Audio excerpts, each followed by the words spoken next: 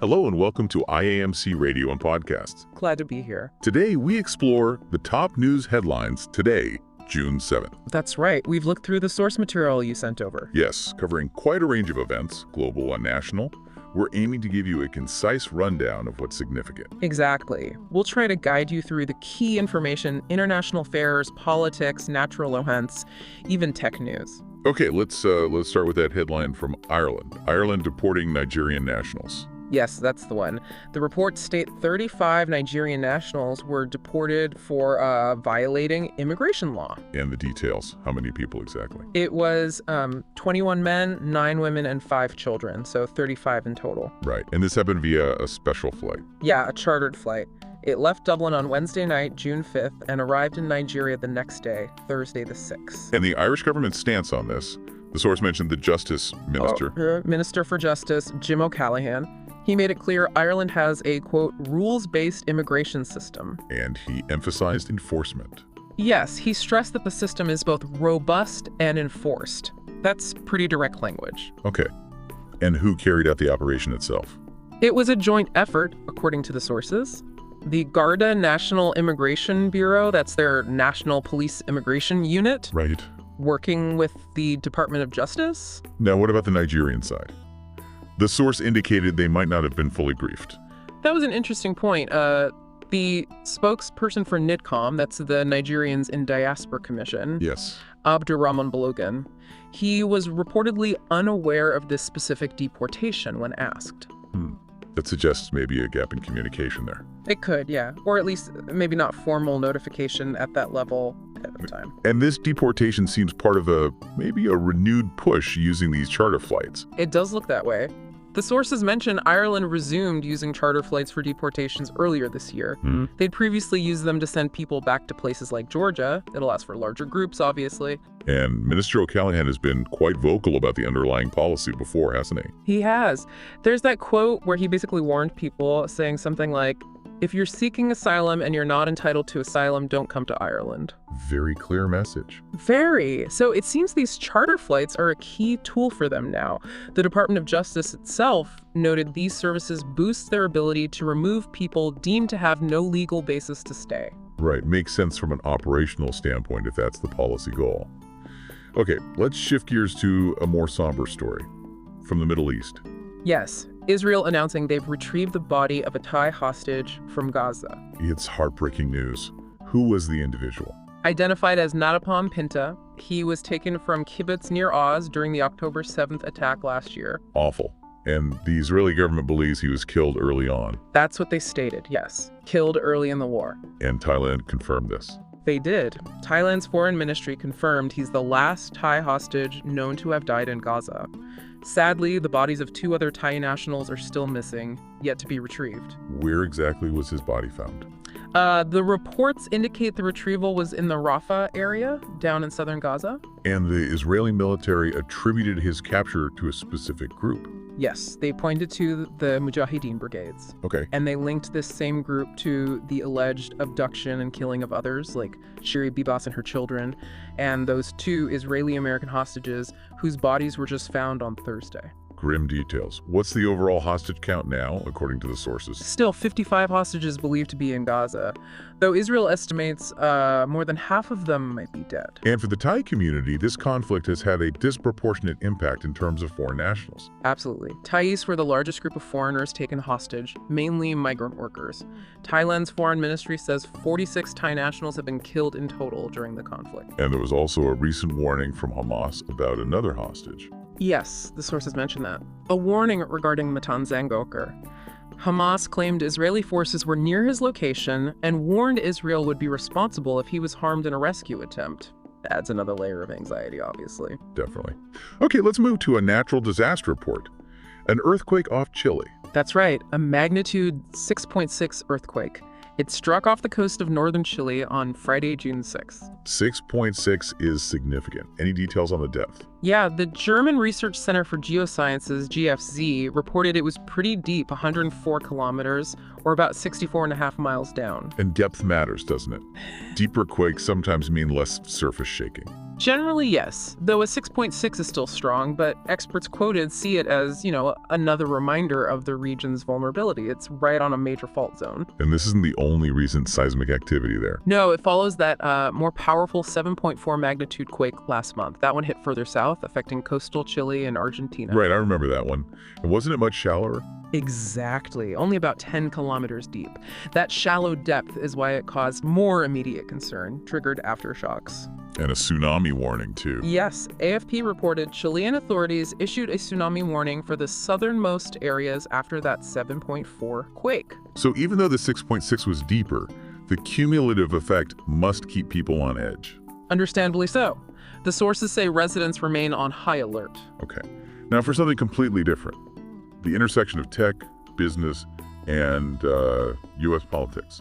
The Musk-Trump feud. Yes, this is fascinating. The sources suggest this ongoing spat between Elon Musk and President Trump could have, pretty serious financial consequences for Musk's company. Which companies are potentially affected? It's a wide net. Tesla, especially its self-driving car ambitions. SpaceX, with its huge government contracts from NASA and others. Starlink, the satellite internet service. And even X, formerly Twitter, and its advertising situation. Right. And there's an analyst perspective suggesting Musk is particularly exposed. There is. An analyst cited points out how much Musk's businesses, particularly SpaceX and maybe Starlink too, rely on government goodwill contracts, regulations, approvals. So a fight with the administration is risky. Very risky. The analyst suggests that while Trump and the government might lose something too, maybe Musk has more to lose proportionally because of that dependency. And Tesla's robotaxis are a good example of something potentially caught in the crossfire. Definitely. They've got that big test planned in Austin next week. It's a major push for Tesla. But it's already under regulatory scrutiny, isn't it? It is. NHTSA, the Highway Safety Agency, is looking into the full self-driving software after some accidents. They've asked for data on performance in low visibility for the robotaxis specifically. Political heat could intensify that scrutiny. How did the market react to the news of the feud? Tesla stock took a hit. It dropped over 14% on Thursday when the reports were really circulating. Wow. It did recover a bit on Friday, about 4%, but that initial plunge shows how nervous investors are about this. And there's that less talked about part of Tesla's income, the carbon credits. Crucial point. Tesla makes good money selling regulatory credits to other automakers. Right. But if Republican senators manage to get rid of the penalties for missing fuel economy standards, the demand for those credits could dry up. That directly hits Tesla's bottom line. And for SpaceX, the threat seemed very direct from President Trump. Extremely direct. The sources say Trump threatened to cut government contracts. Given SpaceX gets billions in federal money, that's a huge threat. But doesn't the U.S. kind of need SpaceX right now? Especially for astronauts. That's the irony, isn't it? SpaceX is the only American company flying crews to the space station with their Dragon capsule. So cutting them off would hurt the U.S. space program. It would certainly create a major problem. It highlights the interdependence, even amidst the conflict. And what about Starlink and X? Starlink, the satellite internet. Maybe it benefited from Musk's prior relationship with the Trump winning deals? That could sour. And X, the social media platform, advertisers who'd left were starting to trickle back. But an expert quoted warned this feud could make X seem politically toxic again, scaring advertisers off. It's a real tangle. Definitely complex. Okay, let's swing back to Nigeria. A warning from a legal expert there. Yes, Professor Mike Ozikom, a well-known constitutional lawyer, he's warning Nigeria is, in his words, drifting towards a one-party state. A serious claim. What's he basing this on? He's very critical of politicians constantly switching parties' decampments and cross-carpeting, he calls it. Right. He feels it's often about personal gain, not principle, and it weakens the political system and opposition. And he fears this could lead to dictatorship. That's his concern. He argues that if one party becomes too dominant, you lose checks and balances. The legislature, the judiciary, they could just become rubber stamps for the executive. He had a pretty stark quote about that. He did. Something like, everybody will agree, National Assembly pocketed, judiciary will be pocketed, and everybody will be saying yes, yes, yes, paints a bleak picture of conformity. Did he draw any historical parallels within Nigeria? He mentioned the fall of the PDP after its 16 years in power, maybe as a reminder that even dominant parties aren't immune to implosion or losing public support eventually. And looking towards the 2027 election. He suggested President Tinubu's strategic moves, combined with a fractured opposition constantly losing members, could lead to a situation where Tinubu effectively runs unopposed, or without a serious challenger, in 2027. That's Ozikum's assessment anyway. He also commented on the public's response. Yes, he expressed some dismay at what he sees as public quietness or resignation. He used the term Stockholm Syndrome, suggesting people are retreating under hardship rather than pushing back. Strong words. So what's his message to Nigerians? He urged people to be resilient, to demand accountability from their leaders, and to remember that power ultimately resides with the people in a democracy, a call for civic engagement, essentially. Okay, still related to Nigeria, but on a diplomatic night. Condolences regarding a former Zambian president. That's right. Nigeria officially expressed condolences on the death of former Zambian President Edgar Lungu. Who delivered the message? It came from Nigeria's Minister of Foreign Affairs, Ambassador Yusuf Tuggar, in a statement on Wednesday, June 4th. Extended condolences to Zambia's government and people. And how did Nigeria remember President Lungu? Tuggar described him as a leader dedicated not just to Zambia, but to Africa as a whole. He specifically mentioned Lungu's work on regional integration and improving life for Zambians, called him a stalwart leader. A respectful tribute, then. Yes. Nigeria offered prayers and hoped his legacy would inspire future African leaders. And reports suggest Zambians are also remembering his contributions. Okay, now back to a very serious internal security issue in Nigeria. Benue State. Yes. The governor of Benue State, Hyacinth Alia, has made some really startling accusations. What's he alleging? He claims that certain politicians, specifically some serving in the National Assembly in Abuja, are behind the recent wave of killings in his state. Not just instigating, but more. He alleges they're actually instigating the attacks and harboring and financing the terrorists carrying them out. Very serious charges. And Benue has been a hotspot for this kind of violence. Tragically, yes. Benue and other states in the North Central Zone have suffered terribly from escalating attacks, costing many lives. Governor Alia described his state as being under siege. Does he see these as random attacks or something more calculated? Definitely calculated. He said the attacks follow a directed, calibrated plan and then executed. He even claimed his intelligence reports are quite accurate, like 60-65% accurate, and he pushed back against the idea it's just, the old herder-farmer clashes. He called it terrorism, carried out by specialized killers using guerrilla tactics who seem to evade capture. Has there been any formal investigation into these killings? The governor set up a judicial panel to investigate. And its findings? According to the source, an interim report from this panel has come out, and it reportedly indicted several big names among politicians based in Abuja. Wow, that's explosive. What's the governor planning to do next? He said the full report is due next week. Once he has that, he vowed to take the matter up seriously, calling the alleged actions of these politicians extremely unacceptable. Sounds like he intends to pursue it further. A situation to watch.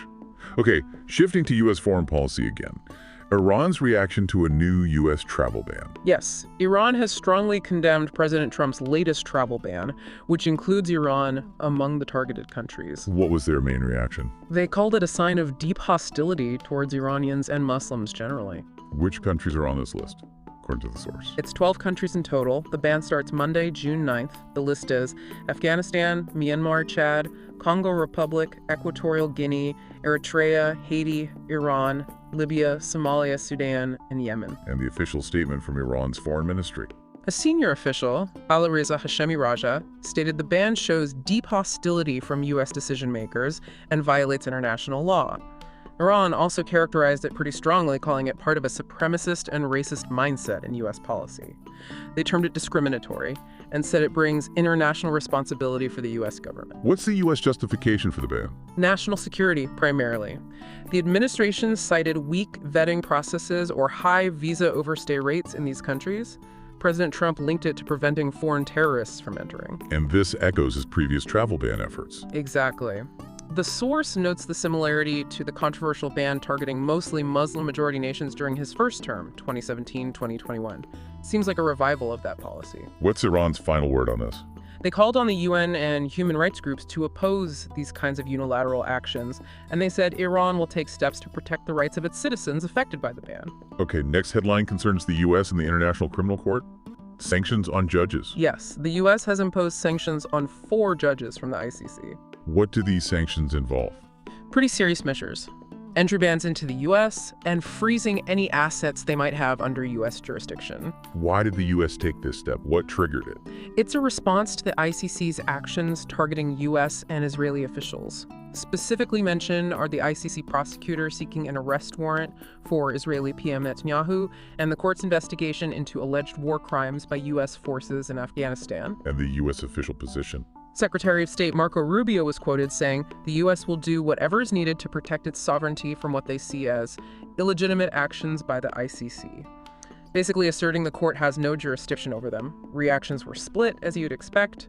Israeli PM Netanyahu thanked the U.S. for standing up for Israel's rights, as he put it. But human rights groups disagreed. Yes, Human Rights Watch criticized the move. They suggested it's an attempt to intimidate the court and undermine accountability for serious international crimes.